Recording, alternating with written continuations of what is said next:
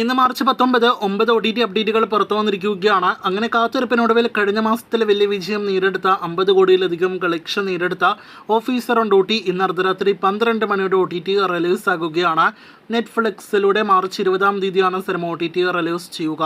Investigation thriller super hit cinema Malayalam, Tamil, Telugu, Kannada, Hindi ഉൾപ്പെടെയുള്ള pan-Indian ഭാഷകളിൽ release ആകുന്നതാണ്. രണ്ടാമത്തേത് ബേബി ആൻഡ് ബേബി എന്നൊരു തമിഴ് സിനിമയുടെ അപ്ഡേറ്റ് ആണ്. ഈ തമിഴ് സിനിമ ഈ ആഴ്ച മാർച്ച് 21-ാം തീയതി സൺ നെക്സ്റ്റിലൂടെ OTT റിലീസ് ചെയ്യുന്നതാണ്. നേരത്തെ തിയേറ്ററുകളിലേക്ക് എത്തിയ സിനിമയിൽ ജയ് സത്യരാജ്, ഒപ്പം തന്നെ യോഗി ബാബു തുടങ്ങിയവരൊക്കെ പ്രധാന റോളുകളിൽ എത്തുന്നു. തമിഴിൽ നിന്നും ഈ ആഴ്ച OTT റിലീസിനൊരുങ്ങുന്ന മറ്റൊരു സിനിമ ദിനാസരി എന്ന സിനിമയാണ്. ചിത്രം ഈ ആഴ്ച തെൻകോട്ടയിലൂടെ മാർച്ച് 21-ന് റിലീസ് ആകുന്നതാണ്.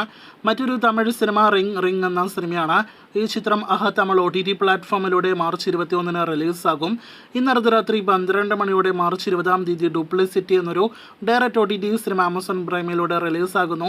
വിദേശ സിനിമയാണ് പ്രൈമിലൂടെ റിലീസിനായിട്ട് ഒരുങ്ങുന്നത്. ബോളിവുഡിൽ നിന്നും നാളെ ഒരു ഹിന്ദി സീരീസ് OTT റിലീസ് ചെയ്യുന്നു. കാക്കി എന്ന സീരീസ് മാർച്ച് 20-ാം തീയതിയാണ് നെറ്റ്ഫ്ലിക്സിൽ റിലീസ് ചെയ്യുക.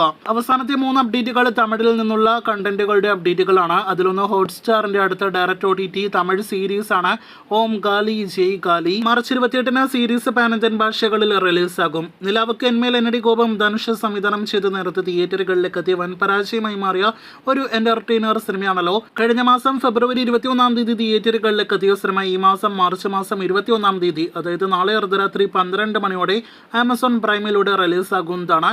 ആദ്യം സിനിമ തമിഴ് ഭാഷയിൽ മാത്രമേ റിലീസാകുകയുള്ളൂ. അടുത്തത് മറ്റൊരു തമിഴ് സിനിമ 100 കോടിയിലധികം കളക്ഷൻ നേടിയെടുത്ത ഈ വർഷത്തിലെ ഏറ്റവും വലിയ entertainer Tamil cinema dragon update ആണ്. ചിത്രവും നാളെ അർദ്ധരാത്രി 12 മണിയോടെ മാർച്ച് 21-ാം തീയതി പാൻ ഇന്ത്യൻ ഭാഷകളിൽ റിലീസാകുന്നതാണ്. നെറ്റ്ഫ്ലിക്സ് ആണ് സിനിമയുടെ OTT പ്ലാറ്റ്ഫോം. കാത്തിരിക്കൂ കൂടുതൽ ഇതുപോലുള്ള സിനിമ വാർത്തകൾക്ക്.